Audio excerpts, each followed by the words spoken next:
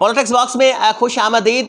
जिन्होंने अभी तक पॉलिटिक्स बॉक्स को सब्सक्राइब नहीं किया, पॉलिटिक्स बॉक्स के पेज को लाइक या फॉलो नहीं किया, तो सबसे पहले तो आप सब्सक्राइब कर लें, लाइक कर लें, फॉलो कर लें, क्योंकि ज़िमनी इंतखाबात में तमाम तर जो तज्ज़िये, तमाम तर जो सूरत हाल है वो पॉलिटिक्स बॉक्स पर आप देख सकेंगे। 20 के 20 हल्के जिन पंजाब के अंदर इस वक्त इंतखाब हो रहे हैं। कल भी हमने PP 125 पर ही बहस की थी। आज हमारा इरादा था कि हम PP 127 जहाँ से हमारा असलम भरवाना साहब DC हुए उस पर बहस करें, लेकिन PP 125 की जो दिलचस्प सूरत हाल है वो अभी तक ख़त्म होने को नहीं हो रही, क्योंकि सबसे ज़्यादा आवाज़ें इस वक्त PP 125 से हैं। तरीन साहब पे भी जो प्रेशर है वो PP 125 की तरफ से जा रहा है। हमजा शहबाज शरीफ साहब है, मरियम नवाज साहिबा है, उन पे भी प्रेशर PP 125 से ज़्यादा जा रहा है। इसीलिए सबसे पहले इफ्तिखार खान बलोच साहब पे दबाव डाला गया कि वो किसी तरीके से दस्तबरदार हो जाए। फिर ये MPA जंग की तरफ भी दबाव गया, उन्हें मिनिस्ट्री की ऑफ़र की गई कि वो वजारत कबूल कर ले। ये फौरी तौर पर जो मिनिस्ट्री के बारे में कहा गया था, दरअसल इसका जो पस मंज़र है उसका बैकग्राउंड यही है कि उन्हें पहले से उन्हें मिनिस्ट्री की ऑफ़र कर दी जाए ताकि वो इनके हवाले से मुहिम चला सके और अपना उम्मीदवार पाकिस्तान राह हक पार्टी का नहीं आ सके। लेकिन पाकिस्तान राह हक पार्टी, मैं फिर कह रहा हूँ अपने ज़राए के हवाले से, बड़े ज़ोर शोर से यहाँ लेके आ रही है, क्योंकि पाकिस्तान राह हक पार्टी को भी तवक्को नहीं है कि उनका साथ जो किए गए वादे थे वो पूरे कर दी जाए। अब इसके दौरान एक खुशखबरी मिल सकती है, इस दबाव के दौरान एक खुशखबरी मिल सकती है। आने वाले जो चंद दिन है बहुत ज़्यादा अहम है, मैं आपसे कह रहा हूँ कि बड़े ज़्यादा वो अहम है, और इनमें जंग को एक बड़ी खुशखबरी कल भी मैंने आपसे जिक्र किया था कि वो मिल सकती है। ये इस हद तक दबाव इस वक्त बढ़ता जाएगा PP 125 से ये तरीन साहब की तरफ भी जाएगा।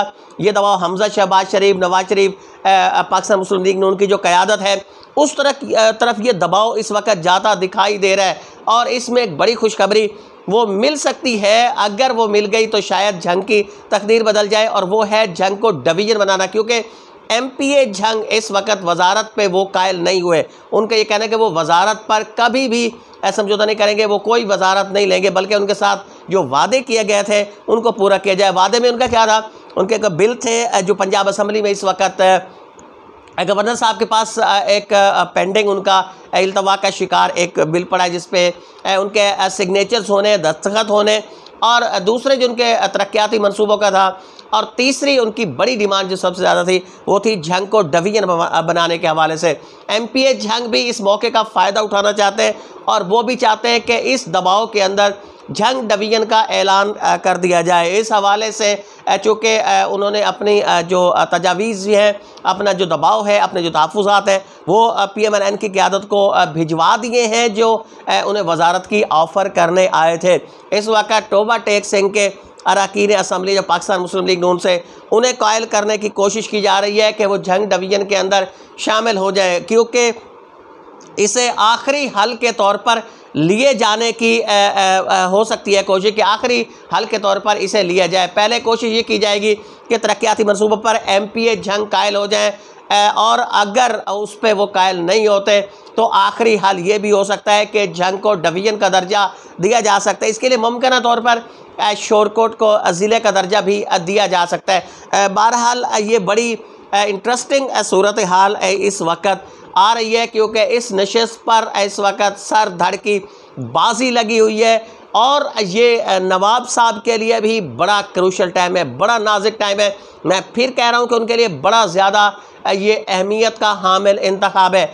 अगर नवाब साहब ये इंतखाब जीत जाते हैं तो वो अपनी सियासत को बचा पा जाएंगे, वो अपनी आने वाली जो उनकी सियासत है वो बच जाएगी, और ये सियासत घूमेगी उसी चेला ख़ानदान के गिर्द और जब्बाना ख़ानदान के गिर्द, जिस तरह माजी की 2-3 दहाइयों से ये सिलसिला चलता आ रहा है। लेकिन अगर खुदा न खास्ता नवाब साहब ये इंतखाब हार जाते हैं तो मैं आपसे फिर कह रहा हूँ कि फिर ये सियासत चेला और जब्बाना ख़ानदान के दरमियान नहीं रहेगी, बल्कि इसमें नवाब साहब फिर बहुत पीछे जा सकते हैं।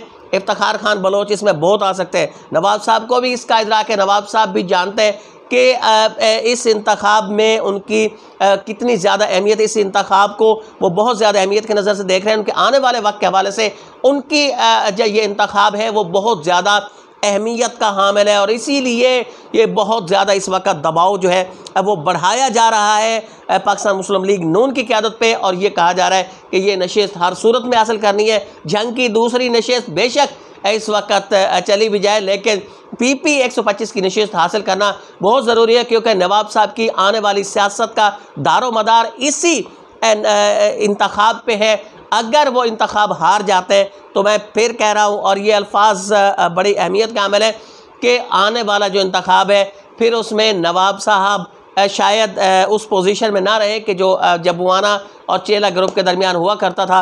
बड़ी अहमियत का हामिल ये इलेक्शन है। बहरहाल इस पर तबसरों का सिलसिला जारी रहेगा। अपने मेज़बान अली अमजद चौधरी को इजाज़त दीजिए।